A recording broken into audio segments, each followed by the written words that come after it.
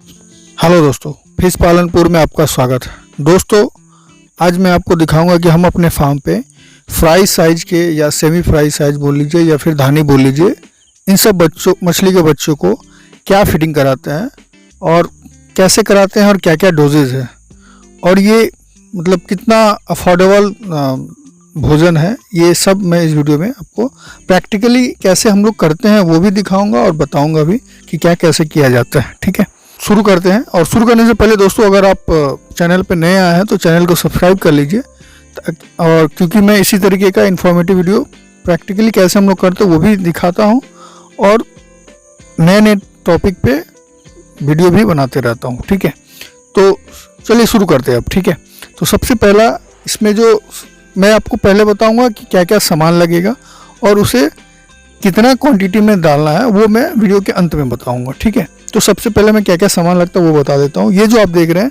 इसमें सरसों का खल्ली है, ये कम से कम 3 दिन का भिगाया हुआ होना चाहिए सरसों का खल्ली, क्योंकि 3 दिन अगर भिगा देते हैं तो इसमें जो भी टॉक्सिक गैसेस वगैरह होते हैं, जो सरसों के खल्ली में गैसेस होते हैं वो निकल जाता है। ठीक है, जो कि बच्चों के लिए, मछली के बच्चों के लिए हानिकारक होता है, वो सारा निकल जाता है। तो कम से कम नहीं 3 दिन तो कम से कम 2 दिन तो ज़रूर भिगाएं, 2 दिन भिगा करके ही इसको फिर यूज़ में लाए। ठीक है, तो सरसों का खल्ली होगा और सरसों के खल्ली के साथ में आपने देखा होगा भी वो ये जो वाइट वाला देखा था ये पाउडर, वो मिनरल्स पाउडर है। ठीक है, तो मिनरल्स, इसमें सारा मिनरल्स कवर हो जाता है, मिनरल्स, विटामिन वगैरह, फास्फोरस, कैल्शियम वगैरह सारा इसमें रहता है। तो ये मतलब प्रोटीन तो आपका सरसों का खल्ली से हो गया, बाकी सारा चीज़ इससे, मिनरल्स वगैरह इससे हो जाता है। और साथ में एक चीज़ हम लोग और मिक्स करते हैं, वो इसलिए करते हैं क्योंकि ये इस साइज का जो मछली का बच्चा होता है ना, फ्राई, सेमी फ्राई या धानी जो भी बोलते हैं, इसका क्या है कि इसको प्रोटीन का मात्रा ज़्यादा लगता है, यानी कि 42 से 45% के करीब में प्रोटीन चाहिए, और सरसों का खल्ली में होता है 35 से 36% के करीब में। तो उस कमी को भरपाई करने के लिए हम लोग क्या करते हैं कि कंपनी का जो डस्ट आता है, कमर्शियल फीड जो बोलते हैं हम लोग, वो हम लोग खरीद करके ले आते हैं। वो डोजेज में थोड़ी देर में बताऊँगा। तो वो जो कमर्शियल डस्ट होता है फीड, उसको भी इसके साथ मिक्स कर देते हैं। उसमें क्या होता है ना कि उसमें एक तो उसका स्वाद अच्छा होता है, माने उसमें इतना अच्छा सुगंध आता है जो मछलियों के बच्चे को ज़्यादा अट्रैक्ट करता है। इसमें फिश मील होता है और भी जो भी विटामिन वगैरह होता है, ये सब होने के वजह से ये इस भोजन को स्वादिष्ट बना देता है, जिससे कि मछली का बच्चा मतलब ज़्यादा मात्रा में और जल्दी आकर के खाता है। ठीक है, तो इसलिए हम लोग इसका भी यूज़ करते हैं, इसको मिक्स करके देते हैं।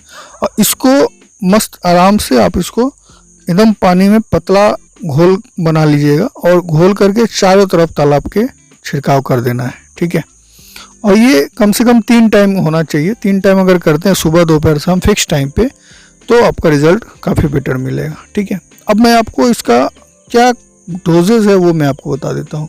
दोस्तों, हम ये डिपेंड करता है कि आपका तालाब कितना बड़ा है, क्योंकि क्या होता है ना कि तालाब अगर छोटा हो तो ये तो हम लोग तालाब में छिड़काव कर रहे हैं ना, तो छोटा तालाब रहता है तो फिर वो मछलियों के पास जल्दी पहुंच जाता है, लेकिन बड़ा तालाब में थोड़ा सा क्वांटिटी ज़्यादा लग जाता है।